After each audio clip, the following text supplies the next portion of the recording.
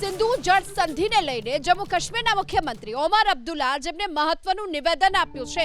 ઓમર અબ્દુલ્લાએ કહ્યું છે કે સિંધુ જળ સંધિને અમે ક્યારેય માન્ય નથી ગણી અને અમે ક્યારેય સિંધુ જળ સંધિના પક્ષમાં પણ નહોતા। આ સાથે પણ તેમણે જણાવ્યું કે આ જળ સંધિથી જમ્મુ કાશ્મીરને નુકસાન થઈ રહ્યું છે, તો અમે ક્યારેય સિંધુ જળ સંધિના પક્ષમાં ન હતા। જમ્મુ કાશ્મીરના મુખ્યમંત્રી ઓમર અબ્દુલ્લા જેમને આ નિવેદન આપ્યું છે અને આ જળ સંધિથી જમ્મુ કાશ્મીરને નુકસાન થતું હોવાની વાત પર તેમણે કરી।